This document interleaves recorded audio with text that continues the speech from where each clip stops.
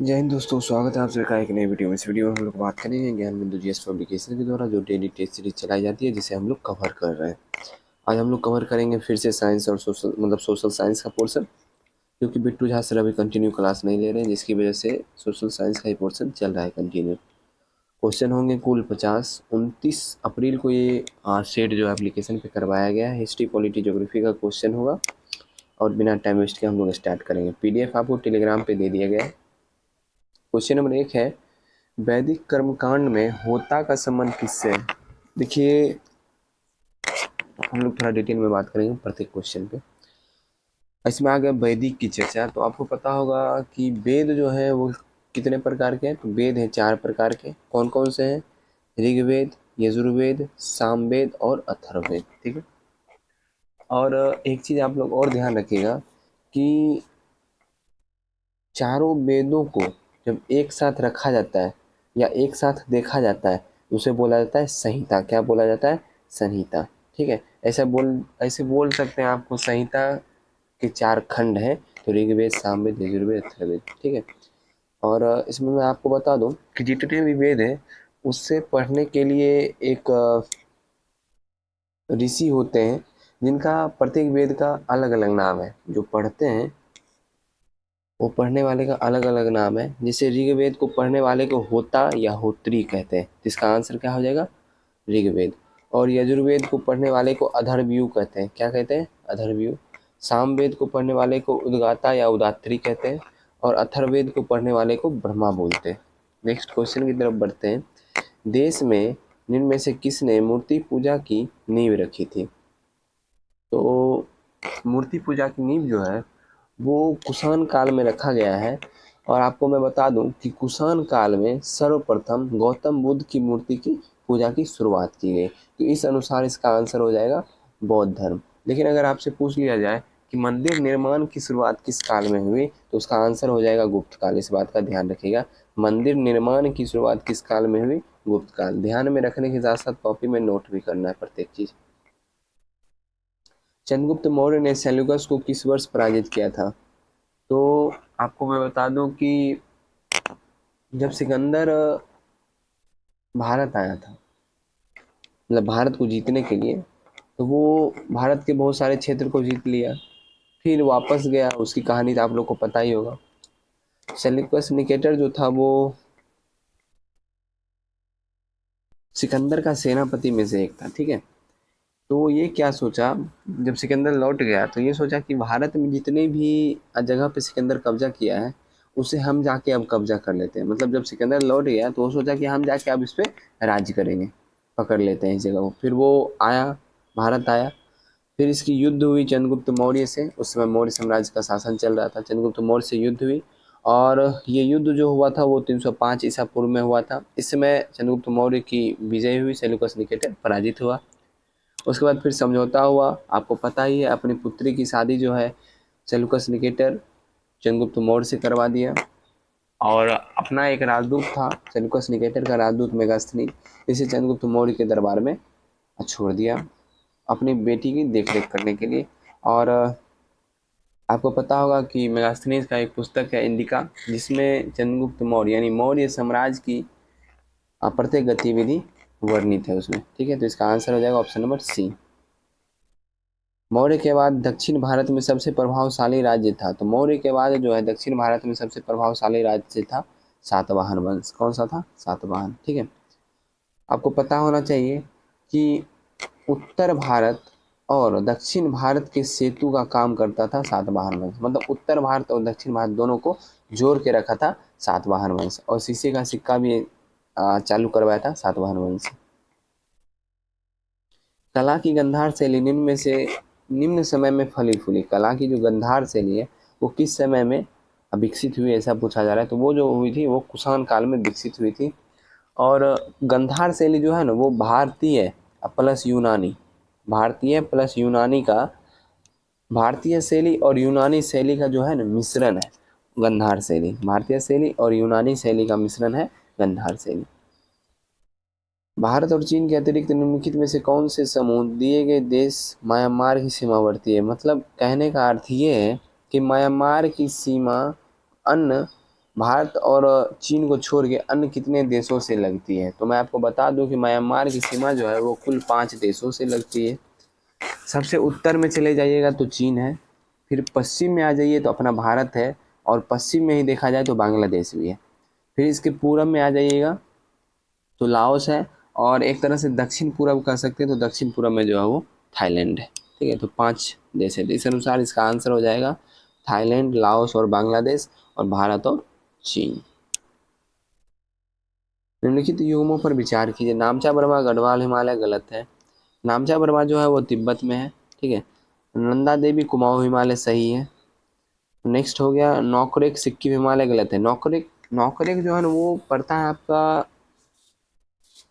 North east में ही, लेकिन north east के हिमालयी क्षेत्र को नौकरेक मतलब सिक्किम हिमालय नहीं बोला जाता है, जबकि अब पिछली वीडियो में मैंने बोला था कि पूर्वांचल हिमालय बोला जाता है। क्या बोला जाता है? पूर्वांचल हिमालय या उत्तर पूर्वी हिमालय। तो इसका आंसर हो जाएगा केवल 2। कन्याकुमारी से सटी पहाड़ी है। आपको पता होगा कि पश्चिमी घाटी और पूर्वी घाटी का मिलन स्थल नीलगिरी कहलाता है। तो नीलगिरी पहाड़ी के जस्ट नीचे आप देखिएगा तो आपको मिल जाएगा अन्नामलाई की पहाड़ी, और इसके पूरब में चले जाइए, अन्नामलाई पहाड़ी के पूरब में जाइएगा तमिलनाडु में है सेवराई की पहाड़ी, और अन्नामलाई पहाड़ी के जस्ट नीचे आइएगा यानी तमिलनाडु के कन्याकुमारी में, वहाँ पे आपको मिल जाएगा कार्डेमम की पहाड़ी। तो सबसे नीचे कौन सी पहाड़ी हो जाएगी? कार्डेमम की पहाड़ी या इलायची की पहाड़ी। हिमाचल प्रदेश से होकर बहने वाली नदियाँ कौन सी है? तो हिमाचल प्रदेश से होकर बहने वाली नदियाँ हैं ब्यास, यहाँ चिनाव होना चाहिए, ठीक है ना, यहाँ चिनाव होगा। ब्यास, चिनाव, रावी, सतलज, यमुना। अमरकंटक से कौन सी नदी का उद्गम होता है? तो अमरकंटक से कौन सी नदी का उद्गम होता है? नर्मदा नदी का आपको पता होगा। और दामोदर नदी की बात की जाए तो इसका छोटा नागपुर पठार से उद्गम होता है। और बात कर लेते हैं महानदी का, तो महानदी का हो जाएगा छत्तीसगढ़ का एक स्थान है जिसे बोलते हैं सिहावा सरेनी। क्या बोलते हैं? सिहावा सरेनी, वहीं से महानदी का उद्गम होता है। ताप्ती का आपको पता ही होना चाहिए। नहीं अगर पता है तो कमेंट में लिख दीजिए, नहीं पता है तो सर्च करके लिखिए, लेकिन जानकारी आपको होना चाहिए। केंद्र सरकार और राज्य सरकार को प्राधिकार प्राप्त होता है किससे? देखिए कोई भी सरकार हो, कोई भी मतलब पद के व्यक्ति हों, ठीक है, राष्ट्रपति, उपराष्ट्रपति, प्रधानमंत्री, चाहे जो भी है, या केंद्र सरकार हो, राज्य सरकार हो, कुछ भी हो, सभी को जो प्राधिकार प्राप्त होता है ना वो संविधान से ही प्राप्त होता है।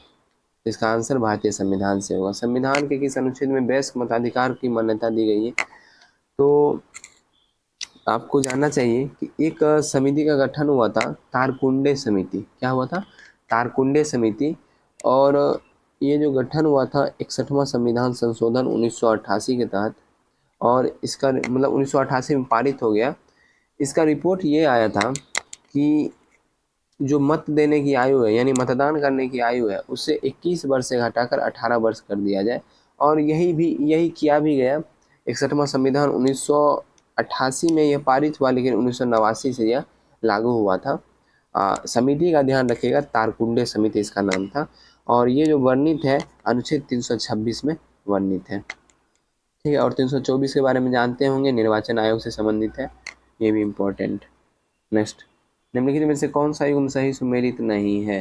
सार्वजनिक स्वास्थ्य एवं स्वच्छता राज्य सूची, जनगणना संघ सूची, राज्यसभा में सीटों का बंटवारा द्वितीय अनुसूची बिल्कुल गलत है। सीटों का बंटवारा हो जाएगा चतुर्थ अनुसूची।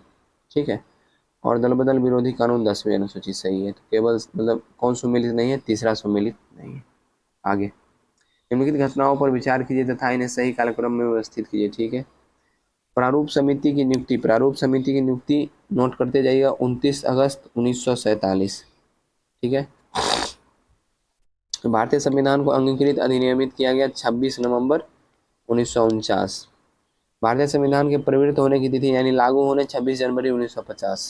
संविधान सभा की प्रथम बैठक 9 दिसंबर 1946। आप लोग खुद ही इसे आज सेट कर लीजिएगा कौन पहले आएगा कौन बाद में आएगा। भारतीय विधान पालिका प्रथम बार, देखिए मैं बोलता हूँ खुद ही सेट कर लीजिएगा, इसका मतलब ये है कि आप थोड़ा सा दिमाग लगाइएगा। ठीक है, कम से कम सेट करने के लिए 2 बार, 1 बार 2 बार तो पढ़िएगा, इसके बहाने आपको याद हो जाएगा, वरना सेट करने में मुझे क्या लगेगा। अभी मैं सेट करके आपको बता देता हूँ। संविधान सभा की बैठक पहले आ जाएगा यानी 4 हो गया, और उसके बाद आप चले जाइए फिर प्रारूप समिति का गठन 4, 1, 2, 3, ऑप्शन नंबर ए हो गया। लेकिन आप लोग थोड़ा सा पढ़िएगा तो फिर याद होगा, इसलिए हम बोलते हैं आप खुद से सेट कीजिए। भारतीय विधान पालिका प्रथम बार द्विसदनीय बनाई गई 1919 के भारत सरकार अधिनियम के तहत। किस सुल्तान के काल में खालसा भूमि अधिक पैमाने पर विकसित हुई? तो किस सुल्तान के काल में खालसा भूमि अधिक पैमाने पर विकसित हुई? अलाउद्दीन खिलजी। निम्नलिखित सुल्तानों में से कौन सा अन्न के ऊपर का कर समाप्त कर दिया था? तो अन्न के ऊपर का कर कौन समाप्त कर दिया था? वो था सिकंदर लोधी। निम्नलिखित में से किसे अकबर ने स्वयं मारा था? अकबर ने स्वयं किसे मारा था? अधम खां को। चलिए इसके बारे में थोड़ा सा जान ही लीजिए। अकबर का जो मतलब देख रेख किया था वो कौन किया था? बैरम खां किया था, आपको भी पता है। बैरम खां के जो है ना वो दो पुत्र थे। कौन थे? बैरम खां के दो पुत्र थे। वो दो पुत्र थे अधम खां और पीर मोहम्मद खां। कौन कौन था? अधम खां और पीर मोहम्मद खां। क्या हुआ था जब अकबर राजा बन गया था तो अकबर के राजा में एक अकबर के प्रधानमंत्री थे जिनका नाम था शहादत खां। क्या नाम था? शहादत खां। अब अधम खां जो थे वो बैरम खां के पुत्र थे, तो वो सोचते थे कि मैं ही अकबर हूँ, मतलब वो अपने आप को बहुत बड़ा मानते थे। लेकिन ऐसा था नहीं, अकबर खुद ही अपना राजा राज्य जो है वो संभालते थे। तो अदम खां क्या किए, अकबर के जो प्रधानमंत्री थे उसे मार दिए। अदम खां उसे मार दिए और जिसके विरोध में जो है अकबर भी गुस्सा होकर अदम खां की मृत्यु कर दी। इस बात का ध्यान रखिएगा। तो इसका आंसर हो जाएगा अदम खां। निम्न में से कौन सा मकबरा द्वितीय ताजमहल कहलाता है? तो प्रथम ताजमहल आपको पता ही है शाहजहां के द्वारा बनवाया गया था, और शाहजहां के बेटा के द्वारा जो बनवाया गया था उसे क्या कौन सा मकबरा बोलते हैं बताइए? बीबी का मकबरा बोलिए, रबिया उद दौरानी का मकबरा बोलिए, जो भी बोलिए, जिसका आंसर हो जाएगा ऑप्शन नंबर सी। मुगल चित्रकला के विषय में कौन सा सत्य है? मुगल चित्रकला के विषय में युद्ध दृश्य सही सत्य है, पशु पक्षी और प्राकृतिक दृश्य ये भी सही है, दरबारी चित्रण ये भी सही है, सभी होगा। ग्रीन मफलर संबंधित है, ये संबंधित है आपका ध्वनि प्रदूषण से। अब आप सोचते हैं ग्रीन मफलर क्या है? ग्रीन मफलर और ध्वनि इससे क्या संबंधित है? आपको मैं बता दूं कि जो भी विकसित एरिया है, विकसित एरिया का मतलब ये नहीं है मेरा कि दिल्ली पटना ऐसा, मतलब विकसित एरिया छोड़िए, विकसित वर्ड ही गलत हो जाएगा। ऐसा एरिया जहाँ पे बड़े बड़े लोग रहते हैं, बड़े बड़े लोग का मतलब ऑफिसर लोग रहते हैं या फिर ज़्यादा पैसे वाले जो लोग हैं, वैसे वैसे लोगों की बात कीजिए। उनके घर के आसपास आप देखिएगा ना तो सीरियली से पेड़ लगाया हुआ है, एकदम कंटिन्यू सीरियली वाइज पेड़ लगाया हुआ होता है। सीरियली वाइज यहाँ पे अच्छे से एकदम पेड़ लगाया हुआ रहता है सीरियली, ठीक है। चाहे कोई कॉलोनी में चले जाइए तो उसी पेड़ लगा हुआ रहता है। इसलिए पेड़ लगा हुआ रहता है कि जो भी ध्वनि प्रदूषण हो वो उनके पास जो है या तो इससे फिल्ट्रेट होके पहुँचे, पेड़ से फिल्ट्रेट होके पहुँचे, या तो पहुँचे ही नहीं, रुकावट पैदा हो, जिसकी वजह से इसका आंसर हो जाएगा ध्वनि प्रदूषण, और इसे ही ग्रीन मफलर कहते हैं। चलिए अब उर्वरक के अत्यधिक प्रयोग से होता है मृदा प्रदूषण, जल प्रदूषण, वायु प्रदूषण, ये सभी। वायु संरक्षण एवं प्रदूषण नियंत्रण अधिनियम किस वर्ष बना था? ये किस वर्ष बना है? ये बना है आपका वर्ष 1981 में। क्योटो प्रोटोकॉल निम्न में से संबंधित है? तो ग्रीन हाउस गैस से संबंधित है। निम्न में से किस में ओजोन की सर्वाधिक सांद्रता मिलती है? ये मिलती है समताप मंडल में, और समताप मंडल को इंग्लिश में बोलते हैं स्ट्रेटोस्फेयर। स्वेच्छा से किया गया यह समझौता स्वेच्छा से समाप्त किया जा सकता है। पंडित नेहरू का उपयुक्त कथन निम्नलिखित में से किसे इंगित करता है? इसके बारे में आप लोग को जानना चाहिए। देखिए, राष्ट्रमंडल का गठन हुआ था, संयुक्त राष्ट्रमंडल का गठन हुआ था। उसमें ऐसे देश शामिल हो रहे थे जो देश जो है ब्रिटेन का कभी ना कभी मतलब उस पर ब्रिटेन जो है राज किया था, वैसे देश शामिल हो रहे थे, ठीक है। तो जनता को फिर लगने लगा, भारत की जो जनता थी उसे लगने लगा, हाँ, उसके बाद क्या हुआ कि 5 मई नहीं, मुझे डेट एग्जैक्ट याद नहीं है, मई 1949 में पंडित जवाहरलाल नेहरू क्या किए कि वो राष्ट्रमंडल में शामिल हो गई, ठीक है। और शामिल हो जाने के बाद जो है देश की जनता को लगने लगा कि फिर से भविष्य में कहीं भारत जो है ब्रिटेन का गुलाम ना हो जाए, जिसकी वजह से मतलब बहुत सारी जनता के मन में बहुत सारी बातें चलने लगी। तो इसी के उपलक्ष्य में पंडित नेहरू जो है ये कथन दिए थे कि स्वेच्छा से किया गया यह समझौता स्वेच्छा से समाप्त किया जा सकता है। मतलब ये समझौता जो हम किए हैं हम अपने स्वेच्छा से किए हैं, और जब मन होगा अपने स्वेच्छा से हम इससे बाहर भी हो सकते हैं। तो इसका आंसर क्या हो जाएगा? भारत का राष्ट्रमंडल से जुड़ाव। अंतर्राष्ट्रीय श्रम संगठन की स्थापना कब की गई? तो अंतर्राष्ट्रीय श्रम संगठन की स्थापना वर्ष 1919। इसका मुख्यालय कहाँ है? आपको पता होना चाहिए, जेनेवा। नेक्स्ट, किसने कहा था राष्ट्रपति आपातकालीन अधिकार संविधान के साथ धोखा है? तो राष्ट्रपति का जो आपातकालीन अधिकार है वो संविधान के साथ धोखा है, किसने कहा था? के एम नामबियर। किसने कहा था? के एम नामबियर। नेक्स्ट, भारतीय संविधान के निम्नलिखित अनुच्छेदों में से किसके व्यवहार से क्रियान्वयन कभी नहीं हुआ है? मतलब कहने का अर्थ ये है आसान भाषा में, ठीक है, कि आज तक कौन सा अनुच्छेद है जो प्रयोग नहीं हुआ है? तो अनुच्छेद 360 है जो आज तक प्रयोग नहीं हुआ है। और क्यों नहीं हुआ है? क्योंकि अनुच्छेद 360 में वित्तीय आपात का चर्चा है और अभी तक भारत में वित्तीय आपात कभी भी नहीं लगा है।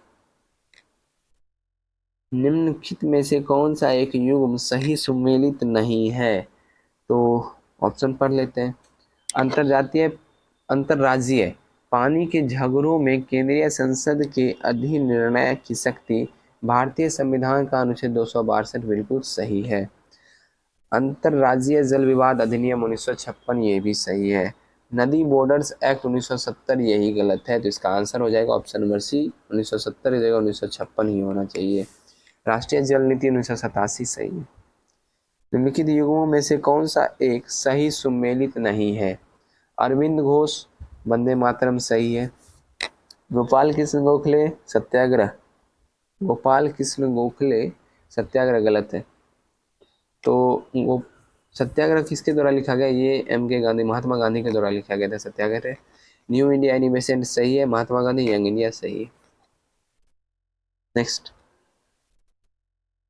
इसमें कुछ डिटेल बताने वाला नहीं है, डाटा वाला क्वेश्चन है जिसकी वजह से हम कुछ डिटेल नहीं बता रहे हैं।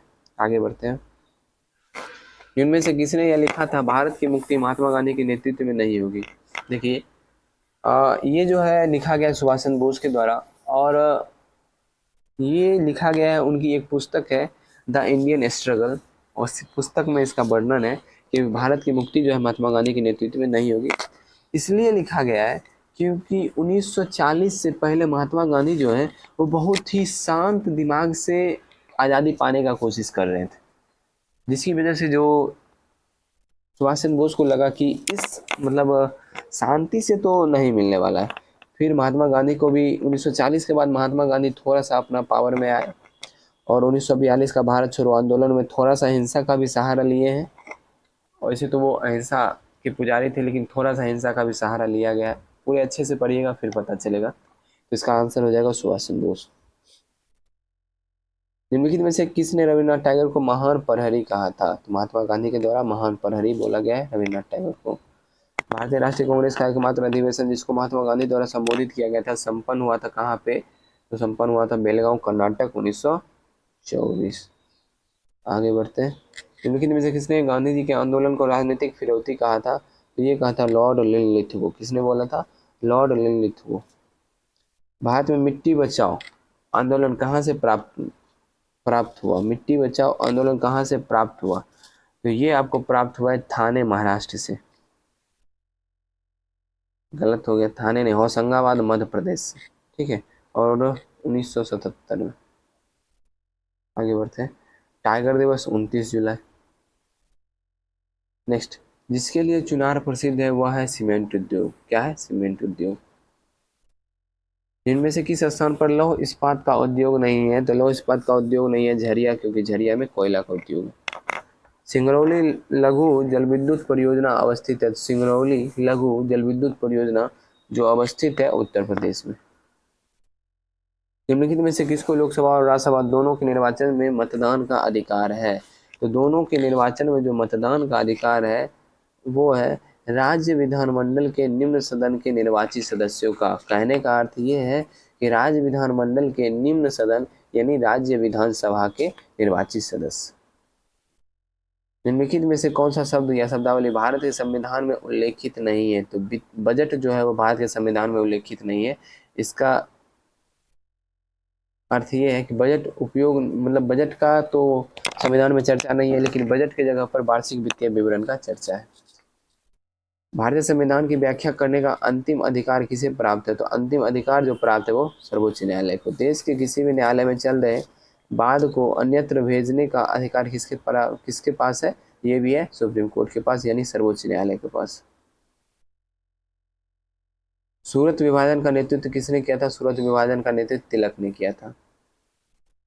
किस वर्ष भारतीय विश्वविद्यालय अधिनियम पारित हुआ था? तो भारतीय विश्वविद्यालय अधिनियम लॉर्ड कर्जन के समय में वर्ष 1904 में पारित हुआ था। लॉर्ड कर्जन द्वारा 1905 में किया गया बंगाल विभाजन किस वर्ष रद्द हुआ? बंगाल विभाजन रद्द हुआ 1911 में, लॉर्ड हार्डिंग द्वितीय के समय में। भारत में प्रथम 3 विश्वविद्यालय कलकत्ता, मद्रास, मुंबई की स्थापना किस वर्ष हुई? तो इसकी जो स्थापना हुई ये हुई 1857 ईस्वी में। निम्नलिखित अंग्रेजों में से कौन था जिसने सर्वप्रथम भगवत गीता का अंग्रेजी में अनुवाद किया था? तो कौन सा अंग्रेज था? वो अंग्रेज था आपका चार्ल्स विल्किंसन। बनारस हिंदू विश्वविद्यालय का शिलान्यास निम्न में से किसने किया था? तो बनारस हिंदू विश्वविद्यालय का शिलान्यास जो है लॉर्ड हार्डिंग ने किया था। और कब किया था? तो 4 फरवरी 1916। कब किया था? 4 फरवरी 1916 को, इसे ध्यान रखिएगा। और 4 फरवरी 1916 के होने मतलब इसका शिलान्यास होने के बाद 5 दिन का एक संगोष्ठी रखा गया था, जिसमें अन्य जगह के प्रत्येक से बहुत सारे लोग आ रहे थे, जिसमें महात्मा गांधी भी भाग लिए थे और अपना भाषण भी दिए थे। यहीं से इनका जो है क्रांतिकारी चालू हो गया था। तो आज का सेट यही समाप्त हो गया। आशा करता हूँ सेट पसंद आया हो। सेट पसंद आया वीडियो को लाइक कर देना, चैनल पर नए आए चैनल को सब्सक्राइब कर लेना, अपने उन दोस्तों को जरूर शेयर करना जो इसे खरीद के नहीं पढ़ सकते हैं। और PDF जो है टेलीग्राम पे दे दिया गया है। तो चलिए मिलते हैं नेक्स्ट वीडियो में। जय हिंद।